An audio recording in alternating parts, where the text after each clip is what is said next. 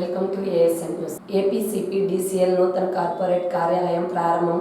Corporate కార్యాలయాన్ని ప్రారంభించిన మంత్రి గొట్టిపాటి రవికుమార్ 30 కోట్ల రూపాయలతో ఏపీసీపీ డీసీఎల్ నూతన కార్పొరేట్ కార్యాలయాన్ని నిర్మించిన విద్యుత్ శాఖ ముఖ్యమంత్రి ఆశయ సాధన దిశగా విద్యుత్ ఉద్యోగాలు పనిచేయడం హర్షణీయం.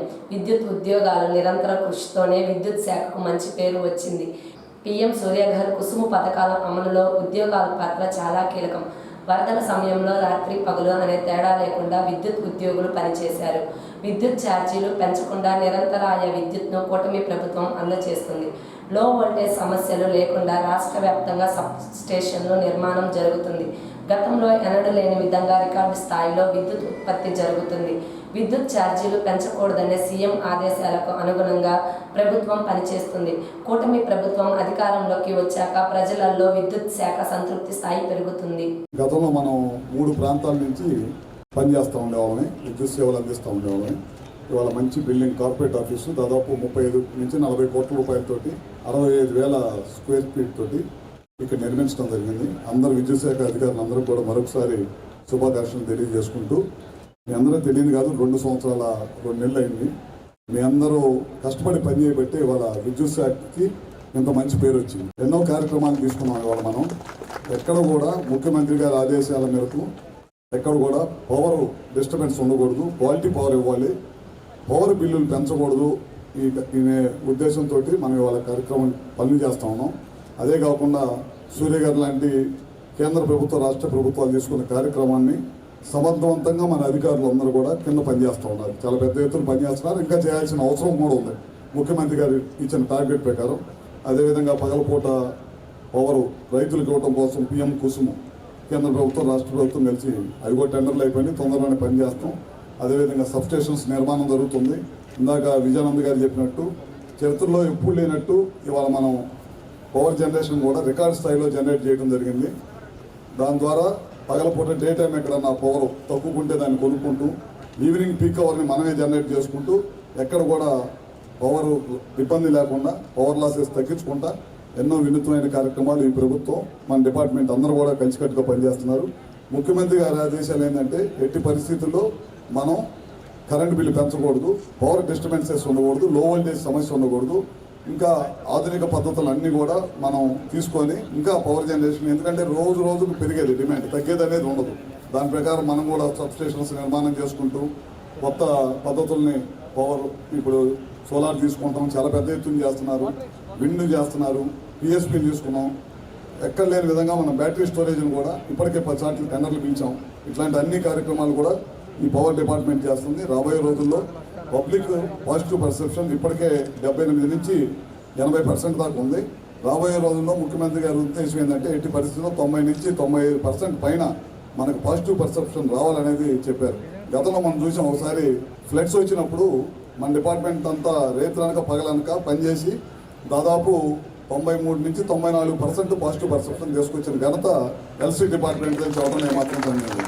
అదే కాదు, మొన్న మధ్య వైజాగ్ ఇటుపక్క ఫ్లడ్ వచ్చినప్పుడు కూడా ఎస్పీడీఎస్ఎల్ నుంచి వాళ్ళ కుటుంబాలను అందరిని కూడా వదిలేసి వచ్చేసి ఇక్కడ దాదాపు 1500 నుంచి 2000 మంది ఒక 15-20 వేల పోల్స్ తీసుకొచ్చి తుఫాను ఎప్పుడైతే తీరం దాటిన ఎమ్మటే రోడ్ల మీదకి వచ్చేసి మన వాళ్ళందరూ కూడా మచిలీపట్నం దగ్గర నుంచి చూసాం. అన్నీ కూడా దాదాపు 24 గంటల్లో పడిపోయిన స్తంభాలు చెట్లు కొట్టేసి మళ్ళీ పవర్ని రీస్టోర్ చేసిన ఘనత కూడా మన డిపార్ట్మెంట్. రైతులనుకో పగలనక కష్టపడే డిపార్ట్మెంట్ కనుక మేము కూడా మీకే సమస్య ఉన్నా సరే మేమే ముందుండి పనిచేస్తాం. అట్లానే మీరు కూడా పవర్ డిపార్ట్మెంట్ సంబంధించి ఏ డిపార్ట్మెంట్కి రానంత పేరు మన డిపార్ట్మెంట్కి రావాలని చెప్పి మరొకసారి అధికారులందరూ కూడా మరొకసారి కోరుకుంటూ సెలవు తీసుకుంటా ఉన్నాం.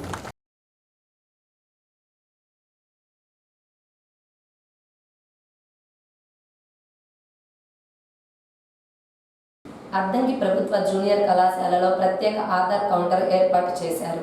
ఈ విధంగా అద్దంకి విద్యుత్ శాఖ అధికారి శ్రీనివాసరావు మాట్లాడుతూ, ప్రతి ఒక్క విద్యార్థి తమ ఆధార్ కార్డును మ్యాండేటరీ బయోమెట్రిక్ అనేది తప్పనిసరిగా చేయించాలని, ఇది అయిన వెంటనే ఆధార్ అనే నెంబర్ జనరేట్ అవుతుంది. ఇది దేశవ్యాప్తంగా జరుగుతుందని ఆయన తెలిపారు. విద్యార్థుల తల్లిదండ్రుల సౌకర్యం కోసం అద్దంకి జూనియర్ కళాశాలలో స్పెషల్ క్యాంపెయిన్ ఏర్పాటు చేశామని ఆయన తెలిపారు. ఆధార్ ఎంఈఓ కాని విద్యార్థులు 125 రూపాయలు రుసుము చెల్లించి దరఖాస్తు చేయించుకోవచ్చని, విద్యార్థులకు తల్లికి వందనం డబ్బులు పడాలంటే అపార్ తప్పనిసరిగా చేసి ఉండాలని, ఏప్రిల్ 23 వరకు స్పెషల్ ఆధార్ MOE కొనసాగుతుందని, కాబట్టి తల్లిదండ్రులు పిల్లల భవిష్యత్తును గుర్తిరిగి ప్రతి ఒక్కరూ వారి పిల్లలకు మానిటరీ బయోమెట్రిక్ చేయించాలని ఆయన తెలిపారు. అది కంప్లీట్ కాక మరలా చేయించుకున్నట్లయితే 125 రూపాయల ఫీజు ప్రభుత్వానికి చెల్లించవలసి ఉంటుంది.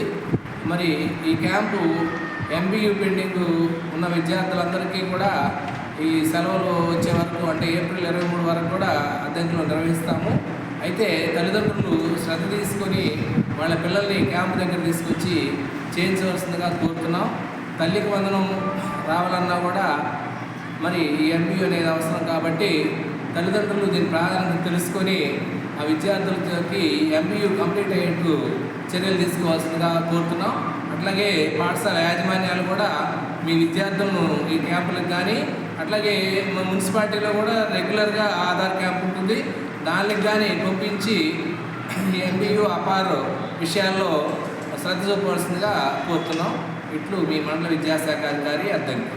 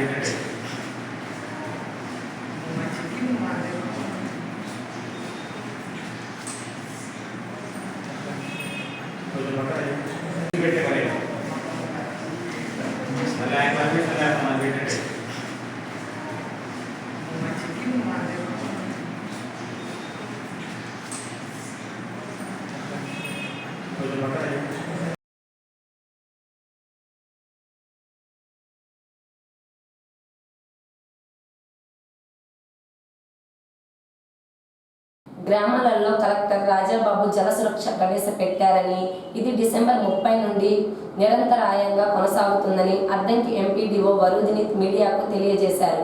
అన్ని గ్రామాలలో తాగునీటి ఎద్దడి తలెత్తకుండా పంచాయతీ సెక్రటరీలు, ఇంజనీరింగ్ విభాగం నిరంతరాయంగా పనిచేస్తూ సమ్మర్ స్టోరేజ్ ట్యాంకులను శుభ్రం చేస్తూ ప్రజలకు స్వచ్ఛమైన తాగునీరు అందించాలనే లక్ష్యంతో పనిచేస్తున్నామని ఆమె అన్నారు. అంతేకాకుండా గ్రామాలలో పారిశుద్ధ్యం తలెత్తకుండా తగు చర్యలు చేపడుతున్నట్లు తెలిపారు. గ్రామ కార్యదర్శి, మండల కార్యదర్శి, మండల అధికారులు గ్రామ సభలు నిర్వహించి గ్రామంలో ఏమైనా సమస్యలు ఉన్నాయా, అభివృద్ధి పనులు ఏమైనా చేయాలా అని గ్రామ ప్రజల నుండి వివరాలు సేకరించి సంబంధిత అధికారులకు తెలియజేసి ప్రజలు అందరి సహకారాలతో గ్రామాలకు అభివృద్ధి పనులు నడిపిస్తామని ఎంపీడీఓ వరుదిని తెలియజేశారు.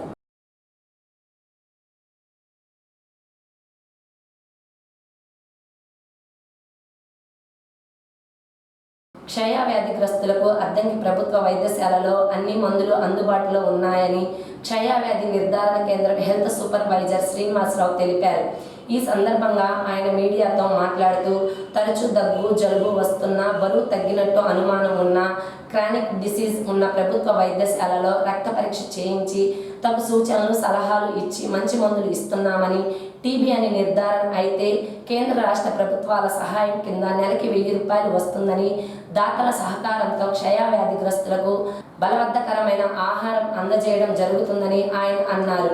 ఎక్కువ డబ్బులు ఖర్చు చేసి ప్రైవేట్ వైద్యశాలకు వెళ్లి డబ్బులు వృధా చేసుకోవద్దని, ప్రభుత్వ వైద్యశాలలు మంచి మందులు అందుబాటులో ఉన్నాయని ఆయన తెలిపారు.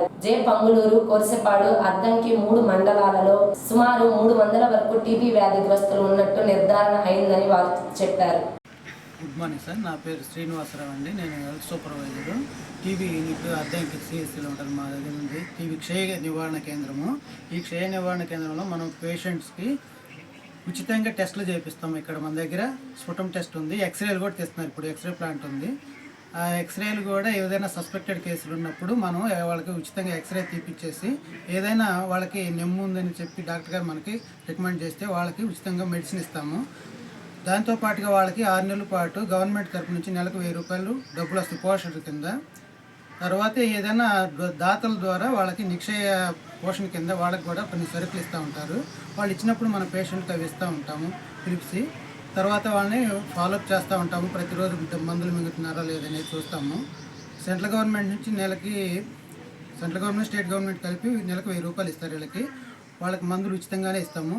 వాళ్ళని ఫాలోఅప్ చేస్తాం. ఇంకా ఎవరికైనా ఏదైనా డౌట్ ఉండగానే పల్లెల్లో మనం ఆశాల ద్వారా ఏఎన్ఎంల ద్వారా ప్రతి హౌస్ కొంచెం చర్చ జరిపించేసి ఎవరైనా టీబీ అని అనుమానం ఉంటే, అంటే 2 వారాలకు మించి దగ్గు కానీ జ్వరం రావటం, సాయంత్రం పూట జ్వరం రావటము, వెయిట్ లాస్ కావటం ఇలాంటివి ఉన్నప్పుడు అనుమానం కింద మనం వాళ్ళని టెస్ట్ చేపిస్తాము. మనం వాళ్ళకి చెప్పేసి రికమెండ్ చేసి వాళ్ళ ద్వారా తీసుకొచ్చి వాళ్ళు టెస్ట్ చేపిస్తాము. అదేవిధంగా డయాబెటిక్ క్రానిక్ డిసీజ్ ఉండేటువంటి వాళ్ళని సస్పెక్టెడ్ కింద కూడా వాళ్ళకి కూడా అనుమానం కింద టెస్టులు చేపిస్తాము. అవన్నీ ఉచితంగానే జరుగుతుంది. ఈ విధంగా మనం ఈ టీబీ యూనిట్ కింద ప్రజలకి గవర్నమెంట్ తరఫున ఉచిత సర్వీసులు అన్నీ చేస్తున్నాము. ఏదైనా డౌట్ ఏదైనా ఉన్నా కానీ మనం సంప్రదిస్తే మేము ఎక్స్రేలు తీపిస్తాము, స్ఫుటం టెస్టులు చేపిస్తాము. వాళ్ళకి కావాల్సినటువంటి పోషణ కింద అమౌంట్ కూడా రావడానికి ట్రై చేస్తాం. ఎంతమంది పేషెంట్లు దాదాపుగా మనకి ఇప్పుడు 200 మంది పైన 250 మంది పేషెంట్లు ఉన్నారు. అర్థం మండలం మొత్తం మీద? మండలం కాదు, ఇది 6 మండలాలు ఉంటాయి. 3 మండలాలు. అదే జేపంగళూరు మండలము, కోర్సుపాడు మండలము, కోర్సుపాడు మేదరమెట్ల, అద్దంకి మండలం. ఈ 3 మీద 300 మంది. వాళ్ళు ఆహారం ఎటువంటిది? వాళ్ళు అన్ని రకమైనటువంటి ఆహారం తీసుకోవచ్చండి. దానికి పథ్యమేం లేదు. మంచి పౌష్టికాహారమైనటువంటి ఆకుకూరలు కానీ, మాంసం, కోడిగుడ్లు ఇవన్నీ తినవచ్చు. దానికి పథ్యమేం లేదు. ఏదైనా కానీ మంచి ఫుడ్ తీసుకుంటే ఈ మందులు కూడా బాగా పనిచేస్తాయి, త్వరగా రికవర్ అవ్వడానికి ఛాన్స్ ఉంటుంది. ఇంకొకరు ఇది గాలి ద్వారా స్ప్రెడ్ అయ్యే వ్యాధి కాబట్టి దగ్గినా తుమ్మినా తీసుకోవాల్సిన జాగ్రత్తలు ఏంటంటే దగ్గినప్పుడు తుమ్మినప్పుడు ఇట్లా చేతులు మోచే ఇట్లా ఫోల్డ్ చేసుకొని ఇట్లా పెట్టుకొని దగ్గాలి. ఎక్కడ పడితే అక్కడ ఉమ్ము వేయకూడదు.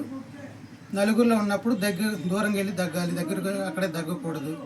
ఇలాంటి జాగ్రత్తలు తీసుకుంటే ఇంకొకరికి రాకుండా ఉంటుంది.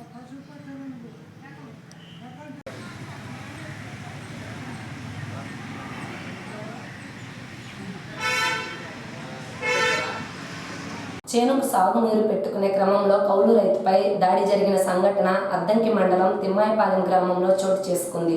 బాధితుడు రఘువయ్య మీడియాకు తెలిపిన వివరాల మేరకు 4 ఎకరాలు కౌలుకు తీసుకొని జీవనం సాగిస్తున్నామని, ఈ విషయం తిమ్మాయిపాలెం గ్రామానికి చెందిన రాఘవ, పద్మ భార్యాభర్తలు ఇరువురు కలిసి కర్రలతో ఇటుకరాలతో దాడి చేసి తీవ్రంగా కొట్టారని బాధితుడు ఆరోపించారు. ఈ ఇరువురు ఎప్పుడు నాపై దురుసుగా ప్రవర్తిస్తారని, ఇంటి వద్ద మురుగునీరు బయటకు పోకుండా నానా ఇబ్బందులు పాలు చేస్తున్నారని ఆయన తెలిపారు. బాధితుడి కంటిపై తీవ్ర గాయం కావడంతో అద్దంకి ప్రభుత్వ వైద్యశాలలో చికిత్స పొందుతున్నాడు. అదే తిమ్మాయిపాలెం చేనుకి నీళ్ళు వేసుకోవడానికి వెళ్ళే ఉదయాన్నే మడ వేసుకొని అగ్గిలో బీచుకొని కాసేపు ఉండి మళ్ళీ వచ్చి మేత వేసుకొని బరువులకి మేత వేసుకొని 11 గంటలకు వెళ్ళాక నీళ్ళు వేసుకుంటున్నాడు. అదే కాసేపు ఉందిరా, నాకు సగం దడిచింది కదా, ఈ కాసేపు పోతే నాకు దడిచింది, రేపు నువ్వు వేసుకుంది కానీ అమ్మ అంటే వాడు ఎవరు నీ అమ్మ నీ అక్క, నువ్వు చెప్తే నేనేంటిరా, నువ్వు చెప్తే నేను ఆగాల, నా ఇష్టం వచ్చినప్పుడు నేను వేసుకుంటాను అని చెప్పి ఆమెను కలబడి ఇటుకరాయి తీసుకొని కారు తీసుకొని కొట్టాడు. సరిగ్గా నేను లేకుండా వచ్చేసి. ఎవరు కొట్టింది? నిర్మల్ రాఘవ వాళ్ళ భార్య పద్మ వాళ్ళు కొట్టేశారు. దాని హాస్పిటల్లో వచ్చేసి. ఏం తీసుకుంటారు? ఇటుకరాయి, కర్ర. ఎక్కడ కొట్టారు? చేలు మాగట్టు చేను నీళ్ళు వేసుకునే కాడ కొట్టారు. పోతే చిన్న ఇంటికాడ దారి స్థలాల్లో కూడా వాళ్ళు ఇంటి ముంగలుగా మేము బయటికి రావాలి, రోడ్డుకి రావాలంటే కానీ మీకు దారి ఉందా అని చెప్పి దానికి గొడవ. వాన కురిపితే నీళ్ళు పోవాలి బజార్కి.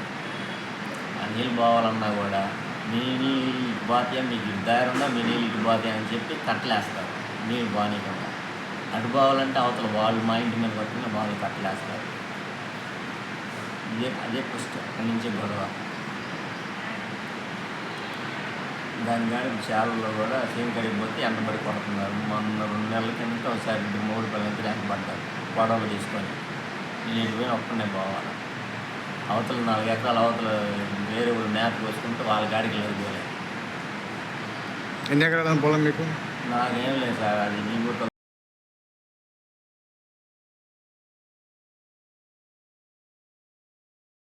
అద్దంకి పట్టణంలోని నాగులపాడు రోడ్లో మురికి కాలువ నిండి పొంగి పొర్లుతున్న అధికారులు ఎవరూ అటువైపు కన్నెత్తి కూడా చూడటం లేదు.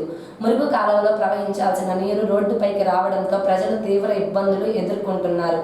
మురుగు కాలువల వల్ల దోమలు వ్యాప్తి చెంది అనేక అంటురోగాలు, విషజ్వరాలు వ్యాప్తి చెందే అవకాశం లేకపోలేదు. ఇప్పటికైనా మున్సిపల్ అధికారులు వెంటనే స్పందించి మురుగు కాలువ మరమ్మతులు చేపట్టాలని ప్రజలు కోరుచున్నారు.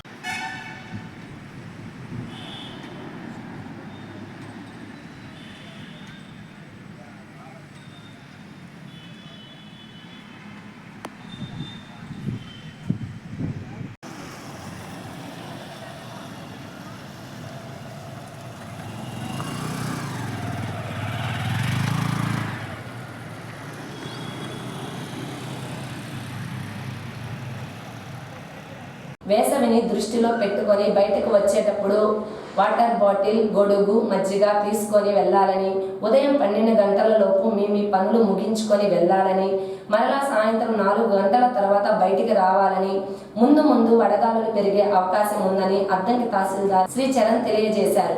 చిన్నపిల్లలను బయటకు రాకుండా జాగ్రత్త వహించాలని, ఎవరు వడిదెబ్బకు గురై అనారోగ్యం కొని తెచ్చుకోవద్దని ఆయన హితన పలికారు. అందరికీ నమస్కారం. నేను అద్దంకి తహసీల్దార్ని మాట్లాడుతున్నాను.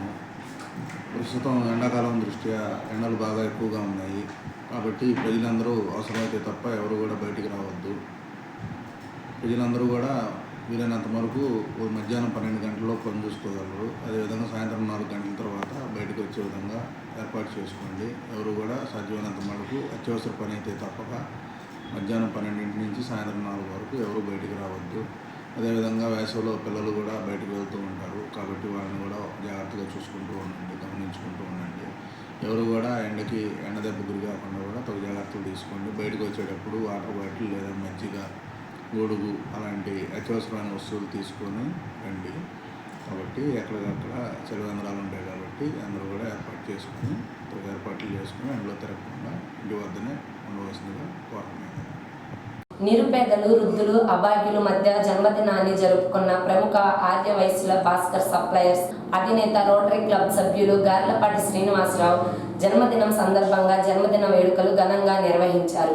ఎంత ఉన్నా ఒదిగి ఉండే మనస్తత్వం, సేవా గుణం, సమాజానికి సేవ చేయాలనే ఆకాంక్ష ఉన్న వ్యక్తి, నిరుపేదలకు, అభాగ్యులకు ఆసరాగా నిలుస్తున్న శ్రీనివాసరావు జన్మదినం సందర్భంగా సింగరకొండలో ఉన్న శ్రీరామరుద్దుల ఆశ్రమంలో జన్మదినం జరుపుకోవడం ఎంతో సంతోషదాయకం అని రోటరీ క్లబ్ సభ్యులు, ఆర్యవసులు కొనియాడి ఆయనకి జన్మదిన శుభాకాంక్షలు తెలియజేశారు.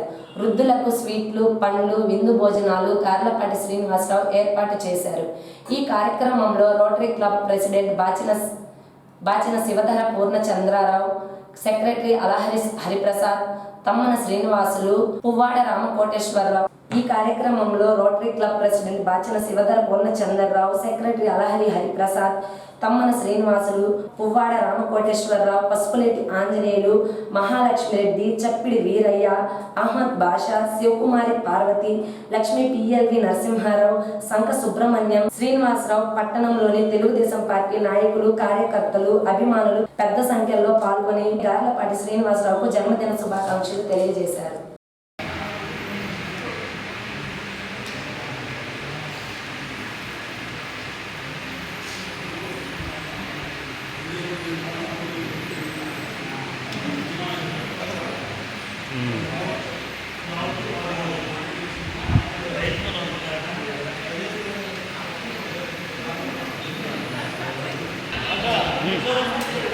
ఏమండి 2 నిమిషాలు కట్ చేయనా? 1 నిమిషం మీద అయింది. 2 నిమిషాలు కట్ చేయమంటావా?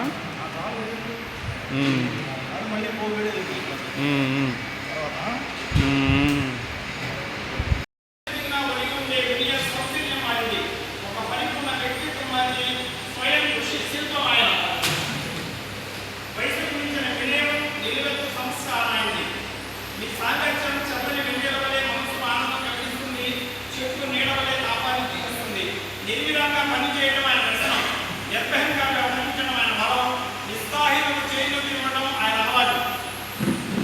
వీరి జాతి కంటే నీతి ముఖ్యం, మతం కంటే మానవత్వం ముఖ్యం, కులం కంటే గుణం ముఖ్యం. వీరు నిజమైన ఐశ్వర్యం, వీరి సద్గుణాలు, వీరి నిజమైన సంపద, వీరి సత్ప్రవర్తన, వీరి నిజమైన స్థితి సదాచారం. మంచిగా కరిగిపోయే ఐశ్వర్యం కన్నా మాటలా నిలిచిపోయే వీరి మంచితనం ఎంతో గొప్పది. మీ సుగుణాలు నిత్యసుమాలై కలగలాడుతుంటాయి, మీ విలువలు సదా వెలుగుతూనే ఉంటాయి, మీ ఆదర్శాలు వెలుగుతూనే ఉంటాయి. మీ మనసు గన్న, మీ వయసు సున్నా, నీకు లేదు ఎట్టి వార్ధక్యం, ఇదే ఈ శతాబ్దపు వాక్యం. ముక్కోడి దేవతలు ఒకటిగా, శతకోడి దీవెనలు కురిపించుగా, కావాలి మీ జీవితం కమనీయ కావ్యంగా, మీ కుటుంబంలో అందరూ పూర్ణాయుష్మలై శతవసంతాలు వీక్షించాలని ఆ వెంకటేశ్వర స్వామి